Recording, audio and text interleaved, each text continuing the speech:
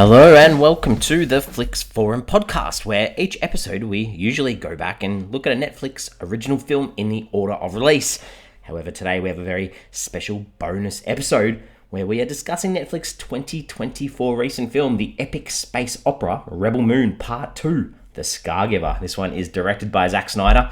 It stars Sofia Boutella, Djimon Hounsou, Skrein, Michiel Huisman, Doona Bae, Ray Fisher, Staz Nair, Fra Fee, Elise Duffy, Charlotte Maggi, Stuart Martin, Cary, Elwes, and Anthony Hopkins. I'm Jesse, I'm your host. Welcome. I did do a part 1 episode of this last week, so if you haven't seen Rebel Moon Part 1 or you haven't seen Rebel Moon Part 2, give us a pause and come back a little bit later on, because this will probably make no sense whatsoever if you haven't seen the films. As well, as always, Spoilers. Just keep an eye on that, because I will spoil parts of this film if you don't want it spoiled for you. But we do start our show with the Fast Flicks, where we do a quick little summary of what the film is all about. So this one, it's about a bunch of villagers who band together to protect their land with a little help from some warriors. And this is all obviously the lead up from the first one. This is the conclusion to the first structure of Rebel Moon story, I guess. The story behind Netflix, I mean, if you really want and because obviously part 1 and part 2 were filmed together, so a lot of the context behind the film, if you listen to the bonus episode on Rebel Moon Part 1, you're probably going to get that, so a lot of the behind the scenes stuff, give that a listen. Other than that, I guess we can sort of talk about, in a week, how has this film gone on Netflix. I guess that background too is that, this film, the second one, Scargiver, was announced as the final installment of a 2-part saga, with new films announced to be in development as well. So of April this year, there's an R-rated director's cut that's coming out later this year for part 1 and part 2. And also this month, in April of 2024, the co-writer Kurt Johnstad announced that though original plans were for a trilogy of movies, the franchise will eventually consist of a total of 6 films, explaining that the stories for each original installment have been expanded into 2 parts. So it looks like they're going to split all the films up. The writer stated then that the treatments are completed for the 3rd and 4th movie, and Snyder is currently writing the 3rd film. On the same day, Snyder also came out and said that the total number of films in the series will either be 4 or 6, depending on whether or not the 2nd and 3rd entries of the trilogy each get split into the 2 parts as well. So sort of confirming they're aiming to split all these films into 2 parts now. This did release on Netflix on the 19th of April 2024. And I guess we sort of look at viewership of this second part. After the 19th of April, the film gathered 21.4 million views in the first 3 days. So this made it the most viewed Netflix original English language film from the 15th of April to the 21st. It was the 3rd consecutive Netflix number 1 for Zack Snyder, starting with Army of the Dead and continuing with the first part of this film as well. However, it only had 44.2 million viewership hours, which is a big decline from part 1, which had 54.1 in its first 3 days. So a little bit down on the first one. I guess you're going to expect that at times with a sequel. Take what you want from this quote from Snyder, but he said, say right now, part 1, so part 1 of Rebel Moon, it's like almost 90 million views. So 80 or 90 million accounts on Netflix turned it on, give or take, he told Rogan on his podcast. So they assumed two viewers per screen, so that's 160 million people supposedly watching. That's $10 a ticket, that's $1.6 billion. I don't know where he's getting his math from. More people probably saw Rebel Moon than Barbie in the theater, he said. That's how crazy Netflix is. That's the distribution model that they've set up. Very interesting take from Snyder. I don't think that this film, or the original first part, was seen by more people than Barbie, but a funny little thing for him to say. As sort of mentioned, this hit Netflix on the 19th of April 2024. The budget was shared with part 1 of $166 million, filmed across California. Translations around the world. What does that translate into? So obviously Rebel Moon Part 2, in Spanish it's called The Warrior Who Leaves Marks. Not bad. It's a very extended way of saying Scargiver. In Chinese it's called The Branded Ones. Not bad, don't mind that one. French it's called The Slasher. Hungarian it's called The Wounder. In Polish it's called Dealing Wounds. In Russian, it's called Scarred by Scars. Horrible. Turkish, it's called Trailblazer. Don't know where that comes from. And Vietnamese, it's called Scar Crower. Interesting. A good bunch of different titles across the world.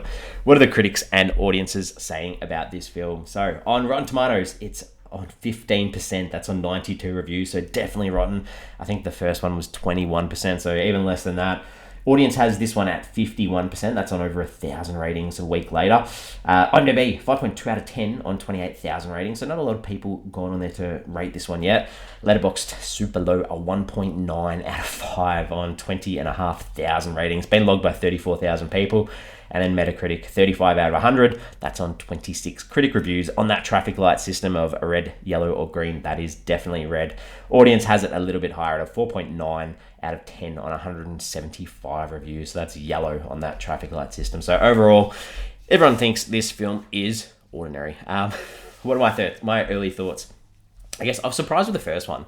So I came into this one now with expectations of enjoying it. Unfortunately, it's not that great. There's too many awkward moments with little progression, I guess, in the story of the world, which I really enjoyed in the first one. And there's too much left up in the air for this one. So that was a bit of a struggle.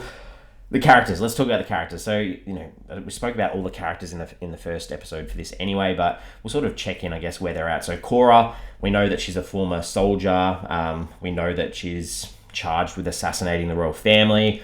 She gathers all these warriors from across the galaxy to help fight.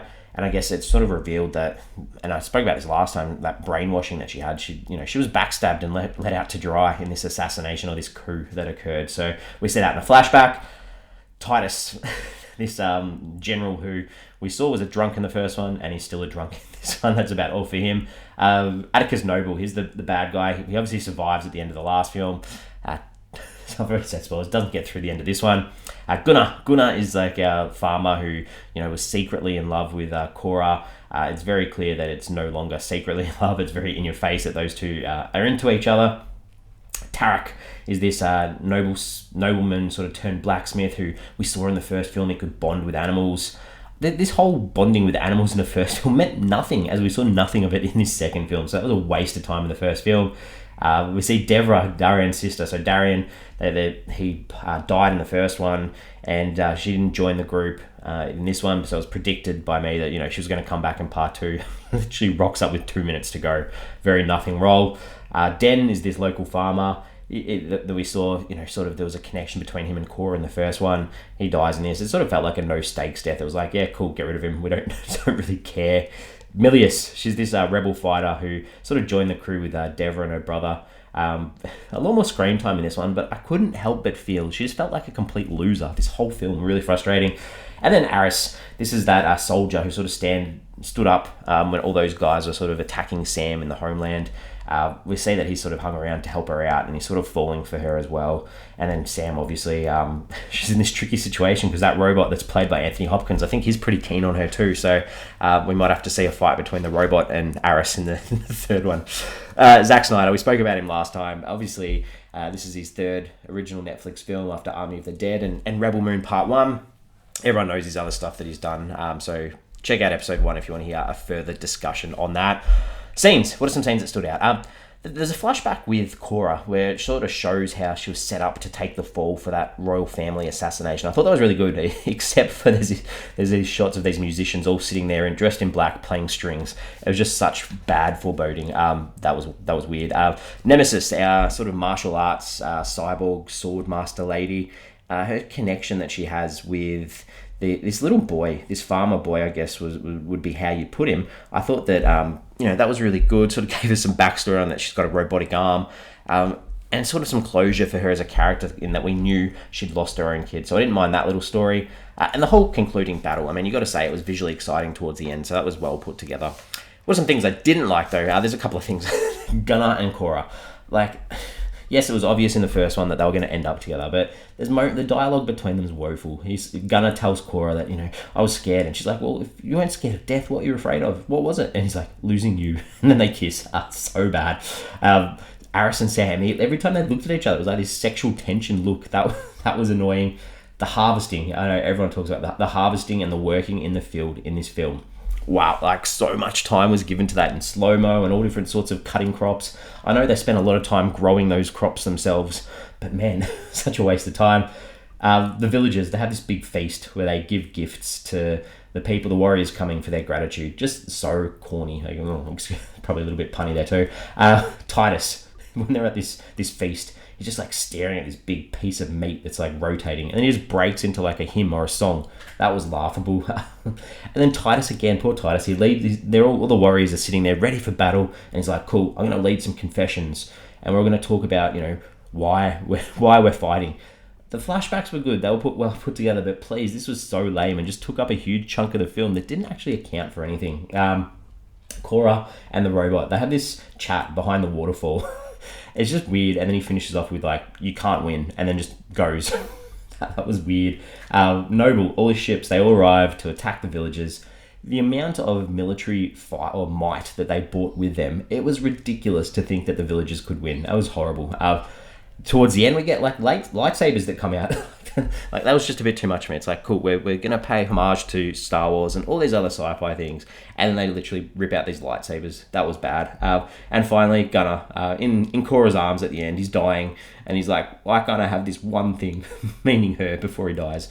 Oh, God, some woeful stuff there. Themes, ideas. I mean, a lot of the stuff from the first one holds over, but I tried a couple of different things. That idea of standing together, trusting each other, fighting for something that means something to you. Obviously, through the massive amounts of scenes that we saw of the grain and the fields, like that connection to the land and community, and especially using the grain and your grain to defend yourself, they do that too. And there's a little bit about forgiveness in here too, which I'm sure will play a big part in part 3 if it gets made. What did I take away from this film? Matthew Riley, I don't know, this was a random thought that popped into my head during this. He's a really well-known Australian author. He even had his own Netflix film that he wrote and directed. It was called Interceptor. We did a bonus episode on that one too, but this is the kind of film that he would froth. I just could not stop thinking about Matthew Riley towards the back end. I'd be like, he would love this film. Shout out if Matthew Riley listens. All right, questions, ponderings. Looking at the questions that I had from the first one, I guess, and did they get answered in the second part? I sort of spoke about the princess who could bring animals back to life, and we see that, she gets killed.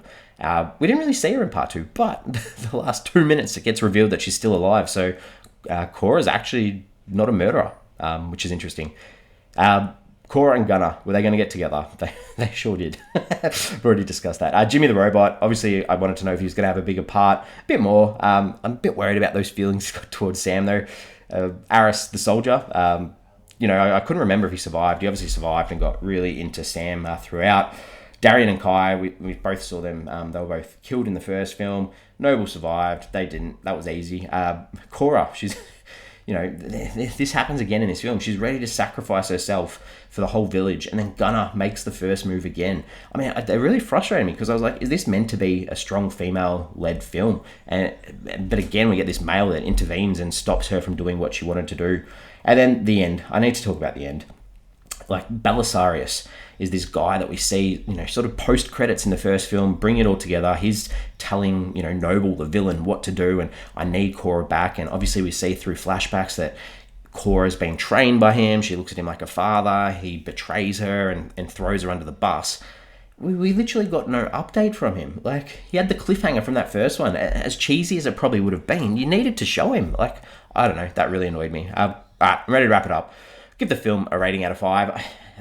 For me, I'm not sure if this back end, maybe the back end and this second part, especially the battle, would have worked better if it was all released in one big 4-hour film, because it just felt such a stark difference. And it didn't really add anything or any value or any excitement or any further character building. So that conclusion really annoyed me. I'm giving it a 2 out of 5, mostly for the cool graphics and battle scenes and sequences and stuff like that. We're on socials. We've got Instagram, we've got Facebook, and we've got X, formerly known as Twitter. The question I want to put out there, based on such negative feedback for these films, does Netflix invest further in this series? I think it's going to be a tough call whether they go yep or whether Snyder goes cool. I've got an audience now, a big enough audience that I can go make these myself. I'm not sure. I'm very intrigued to see where we go. That's the question for this episode. As always, we have episodes every Monday that drop. We've got a huge back catalogue, 350 plus episodes of Netflix original films. I'm thinking possibly there is a making of Rebel Moon on Netflix, so possibly keep an eye out for a bonus episode on that in the coming week or so. Keen to sort of check that out and get some, background knowledge about all the hard work that obviously went into making these 2 films. As always, thanks for hanging out, and join us on Monday for our next episode.